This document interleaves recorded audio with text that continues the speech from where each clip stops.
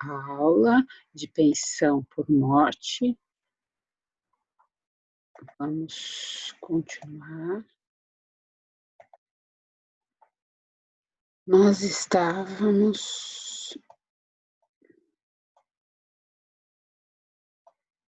aqui independente, nós falamos sobre o irmão, o último, a terceira classe, né?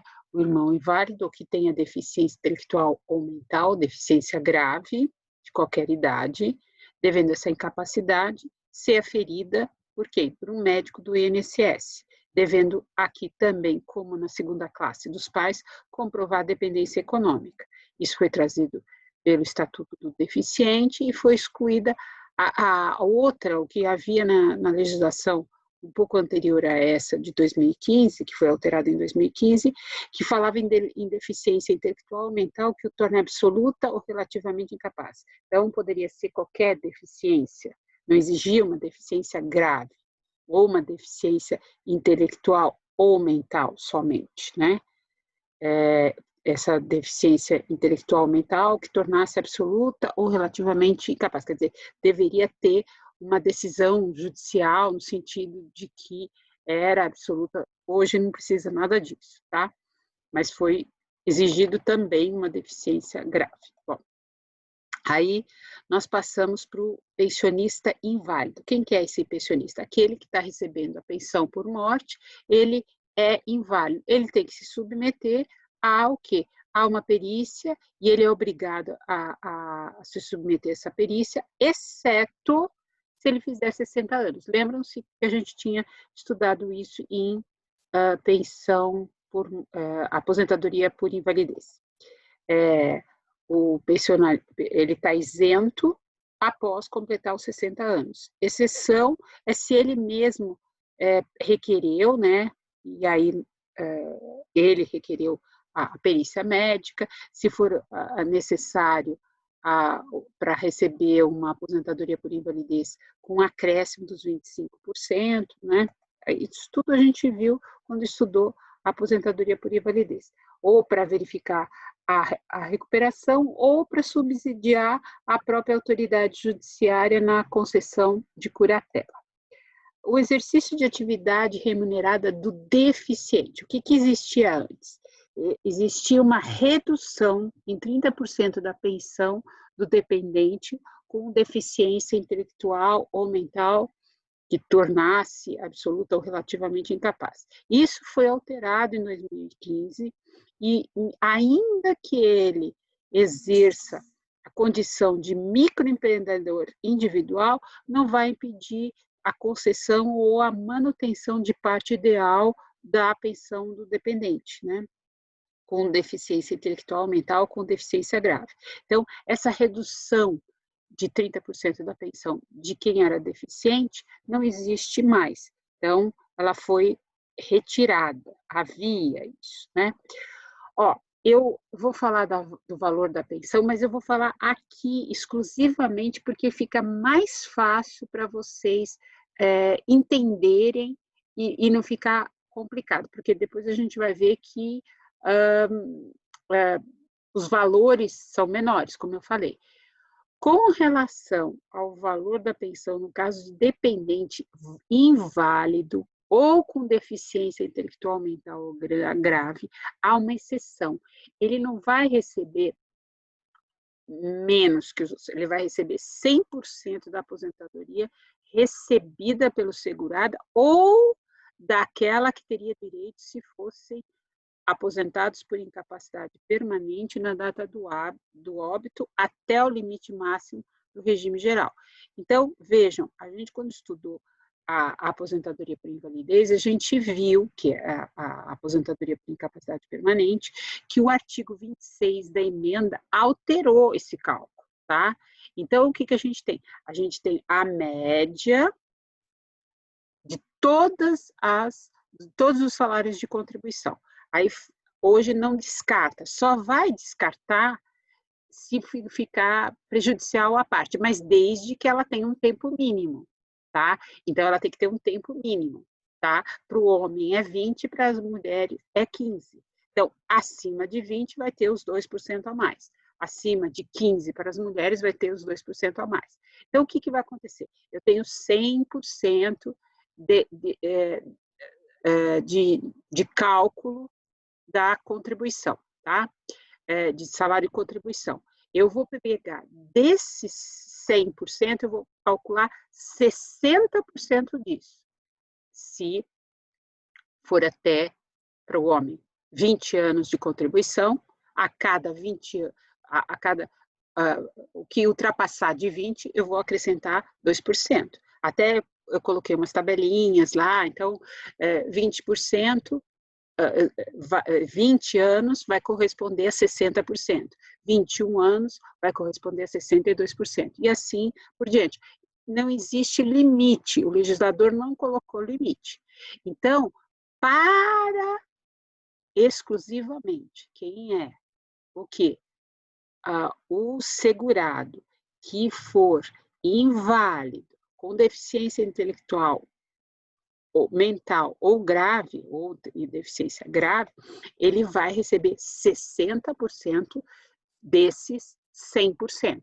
Então, por exemplo, vamos fazer um cálculo aqui, mais ou menos assim, de cabeça. Vamos supor que eu tenha um salário de contribuição que deu a média de todos os salários de contribuição é R$5.000, né? A aposentadoria por incapacidade seria o quê? Os 60% desses 5.000. Quanto seria? Seria R$3.000. Então, nesse caso, veja, nesse caso, na pensão por morte do dependente, que é inválido, que tem uma deficiência intelectual, ou mental, ou uma deficiência grave, ele vai receber desses, lógico, temos que dividir, porque vai dividir por todo mundo igual, né? Mas aí, como se ele for o único, o que vai ter? Vai ter esse valor, 60% desse 100. Então, se ele ganhar, a média dele como aposentado, se fosse calcular o que ele, por exemplo, não aposentou, não pediu aposentadoria. Então, o cálculo vai ser como se ele tivesse direito a uma aposentadoria por invalidez, esse segurado, tá? Ou, se ele já era aposentado, ganhava 5.000, eu vou pegar 60% de 5.000.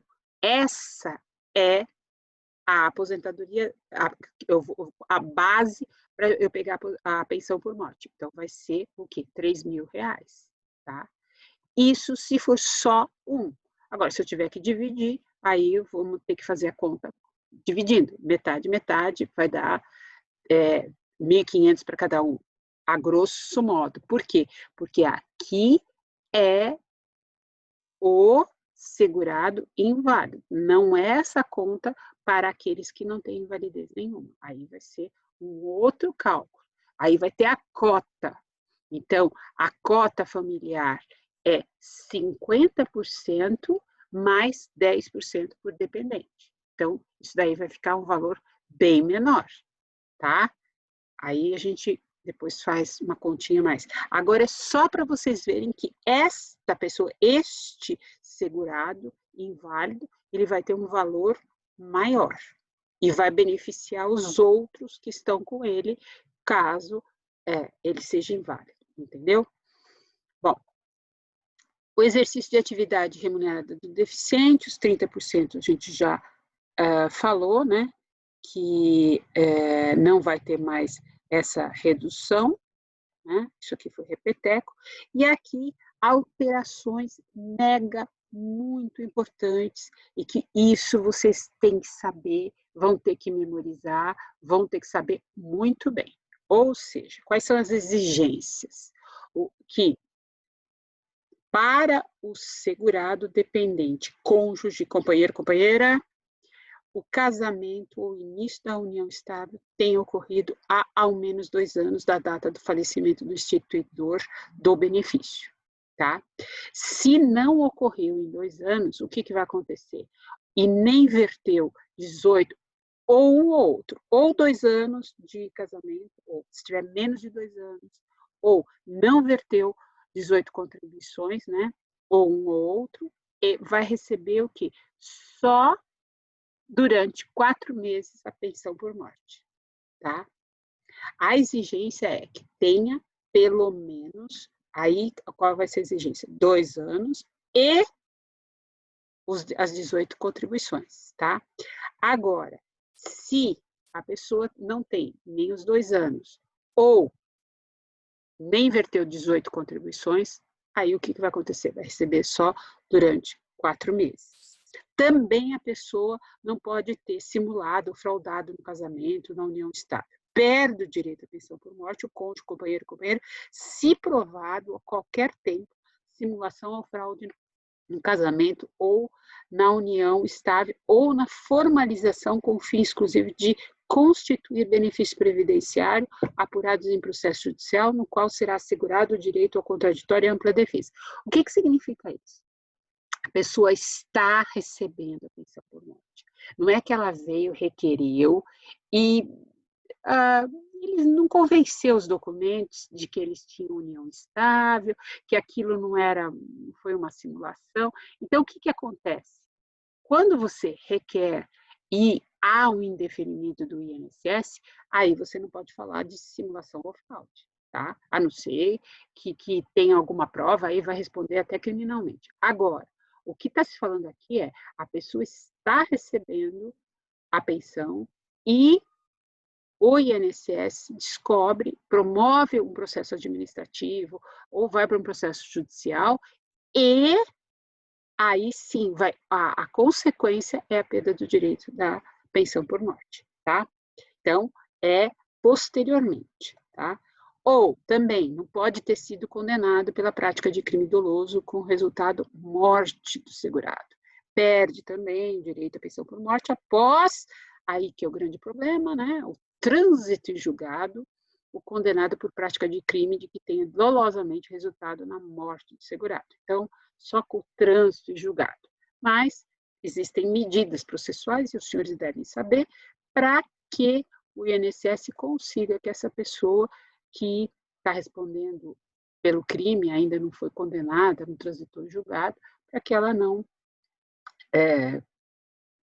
receba a pensão por morte, né? O irmão ou filho maior, inválido, farão jus à pensão, né? Tem que ter aquele exame, né?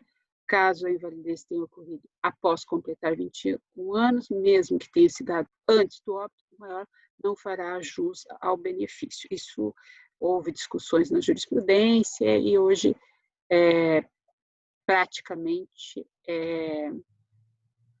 se reconhece que se essa invalidez ocorreu após os 21 anos, não tem direito.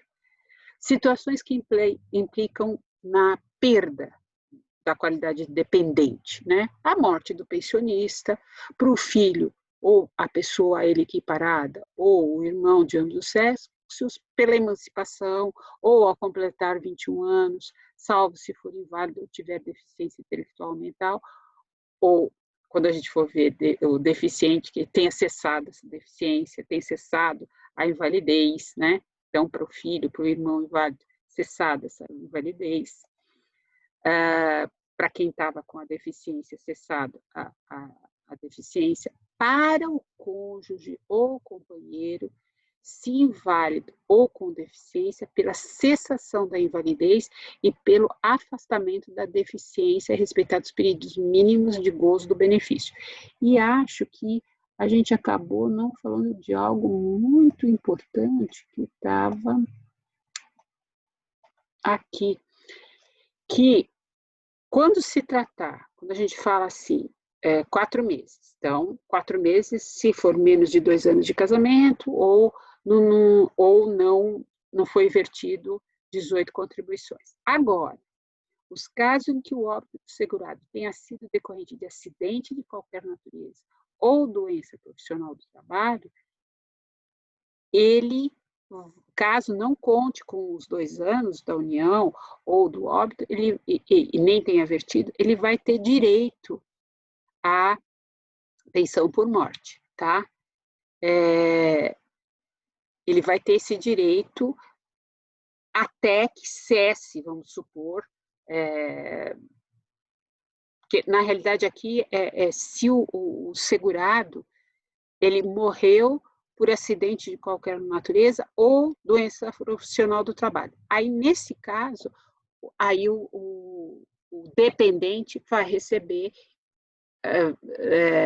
dependendo da idade dele, entendeu? A gente vai seguir aquela idade que depois a gente vai ver aquela tabela. Então, na realidade, vai ter direito a essa pensão, ainda que não tenha vertido, que não tenha casado, blá, blá, blá, blá, blá, tá? Então, a gente vai ter esse detalhe aqui. Então, a exigência de um mínimo de 18 contribuições pagas pelo segurado para que a pensão por morte não se limite a 4 meses de pagamento é restrita para o cônjuge, companheiro e companheira, não sendo exigível para os demais dependentes, nem filhos, nem equiparados, pais e irmãos. Não tem nada disso. Isso aí é uma exigência só para o segurado, cônjuge, companheiro, companheira, tá? A exigência de 2 anos de casamento ou de união estável foi inserida pela medida provisória que foi convertida na Lei 13.135 e que iniciou a sua vigência em 14 de janeiro de 2015, né? Sendo aplicável aos óbitos a partir desta data, à luz, né, do nosso velho princípio tempus regit acta. Bom, transcorridos os períodos que a gente vai ver, que estão estabelecidos na tabela aqui, com a idade do beneficiário na data do óbito do segurado. Então, quem é esse beneficiário? O cônjuge, companheiro, companheira. Então, na data do óbito. Então, a gente tem que saber, na data do óbito, esse dependente, cônjuge, companheiro, companheira, qual que é a idade dele. E se o óbito ocorreu depois de ter vertido 18 contribuições e tem 2 anos de casamento, de início de casamento, de união estável. Ou se o óbito do segurado decorrer de acidente de qualquer natureza ou de doença profissional do trabalho, a pensão terá a seguinte duração, ela vai ser só vitalícia a partir dos 44 anos. Então, se o cônjuge, ou companheiro ou companheira, na data do óbito, tinha 44 anos, ótimo. Foi vertido aos 18, tem 2 anos ou mais de união, de casamento, então a vida inteira vai receber a pensão por morte, até a morte, né? Até a morte deste cônjuge, companheiro, companheira, certo? Aí, qual que são as idades? Então, aqui, né? 3 anos com menos de 21 anos de idade, então vamos ver aqui que é uma tabela menor, né? Melhor. Então, se na data do óbito, o cônjuge companheiro tinha 21 anos, quanto tempo vai durar a pensão por morte? 3 anos. Se ele tinha mais, né, a partir de 20 anos, 3 anos era menos de 21 anos, tinha 20 anos e 11 meses e 28, 29 dias. Então, 3 anos. Aí já tinha 21 anos, até os 26, 6 anos. Dos 27 aos 29, 10 anos. Dos 30 aos 40, 15 anos. Agora vejam a crueldade. Então, quem tem 43 anos, né, quer dizer, não tinha os 44 quando o segurado morreu, vai receber até os 63, porque são 20 anos. Então, 63 anos vai ter que trabalhar, vai ter que ter alguma outra renda, porque a pensão acabou. Além de seu cálculo ser tenebroso, tá? O cálculo é bem menor, porque vejam, vai ter uma cota, né? Então, a reforma, ela trouxe uma cota familiar de 50% e uma cota individual de 10%, calculado sobre os 60% da média aritmética dos salários. Então, primeiro a gente faz, então, na realidade é 60 dos 60. Tanto é que, vejam, uma pessoa que ganha 5 mil vai ter, e é a única, né, a única que que está recebendo, que vai receber a pensão. Então, por exemplo, ela recebe 5 mil, 60% de 5 mil vai ser 3 mil. Esse é o valor que o segurado falecido recebia, vamos supor. 3 mil, 60% desses 3 mil vai ser 1.800. 1.800 é tudo que vai receber, porque é 1.500 a metade, né, que seria o 50%, mais 10% da cota. A cota seria os R$300, que é 10% de 3 mil, tá? Então, 1.800 é o valor da pensão. Olha como cai daquilo que seria, vamos dizer, o salário, né? Vamos supor, uma pessoa que ganha R$2.000. A cota, né? A cota vai ser o quê? A cota familiar vai ser R$1.000. R$1.000, e vamos supor que são a esposa e mais 3 filhos, são 4. A cota de cada um, a parte igual, né, a cota por dependente vai ser de quanto? 250 para cada dependente, né? É isso mesmo, né? Aliás, a cota familiar vai ser 250, a cota por dependente vai ser 200. Então, o benefício total desses 4 vai ser 1.800, quando o valor era 2.000, baixou 200, até que baixou pouco, baixou R$200. Mas vejam, em outros vai baixar muito mais, tá? Então, é isso que a gente vai ter que aprender, entendeu? Então, vamos deixar para uma próxima aula. Então, a regra da pensão por morte será paga a partir do óbito do segurado. Então, DIB, data de início do benefício. A pensão por morte será devida ao conjunto dos dependentes do segurado que falecer aposentado ou não, a contar, e aí nós temos alterações, todas essas leis aqui, do óbito, quando requerida, até 180 dias após o falecimento para os filhos menores de 16 anos. Bom, o que nós temos no Código Civil? Os menores de 16 anos são absolutamente incapazes. Corre prescrição contra eles? Não. O que aqui o legislador fez? Não tem nada a ver. Do óbito, quando requerida em até 180 dias após o falecimento para os filhos menores de 16 anos. Ou seja, esse filho menor de 16 anos, eles têm que saber, no prazo de 180 dias, que morreu seu pai. Vamos supor que ele sabia que tinha um pai, mas não sabia ao certo, fica sabendo por alguém que ele morreu, que era o pai. Se ele não se habilitar em 180 dias, ou em até 90 dias após o falecimento para os demais dependentes, ou seja, vai ser da data do requerimento.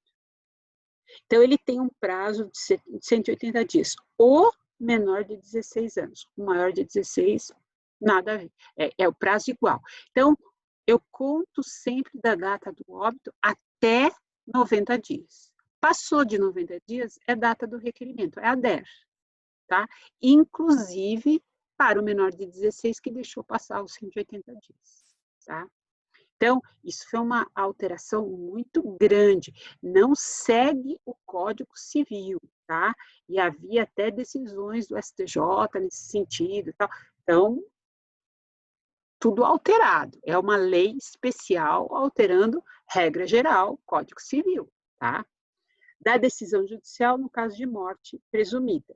O que é essa morte presumida? A gente tem morte presumida no Código Civil. Não se confunde com a declaração de ausência regida pelos diplomas civil e processual, artigo 78 da Lei 8.213, né? Se comprovado o desaparecimento do segurado em consequência de acidente, desastre ou catástrofe, seus dependentes farão jus à pensão provisória independentemente da declaração de ausência, pois se presume a morte do segurado, sendo devido o benefício desde a data da ocorrência do evento, se requerida em até 90 dias, né?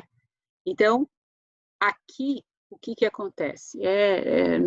Vocês são jovens, mas vocês devem lembrar da história do Ulisses de Guimarães. Ele morreu num acidente de helicóptero, o helicóptero caiu no mar, foram encontradas a vizinha, a mulher, mas o corpo dele nunca foi encontrado. Então, teve que se fazer o quê? Tem que se fazer uma declaração de ausência. Isso aí está lá no disciplinado no Código Civil, processo civil. Então, aqui, como que fica a pensionista, a cônjuge, a companheira? Então, eles vão noticiar o desaparecimento, vão trazer elementos para receber o quê? Uma pensão provisória até que se declare, né, a ausência deste segurado e a presunção de morte. Agora, vamos supor que essa pessoa um dia saiu, tem muitos casos, a pessoa saiu, não voltou, desapareceu e a família recebe a pensão provisória, depois recebe a pensão. Ele aparece. Se ficar comprovada a má-fé, óbvio que vai ter que se devolver. Mas se não existir má-fé, as pessoas que receberam aquilo, entendeu? Então tem que se comprovar depois se houve má-fé, o que aconteceu com essa pessoa desaparecida. Mas isso a gente já sabe em direito civil. Então a gente vai parar por aqui, porque ainda tem mais coisa para a gente estudar, tá? Depois a gente faz um resumo sobre isso, tá? Vamos parar aqui.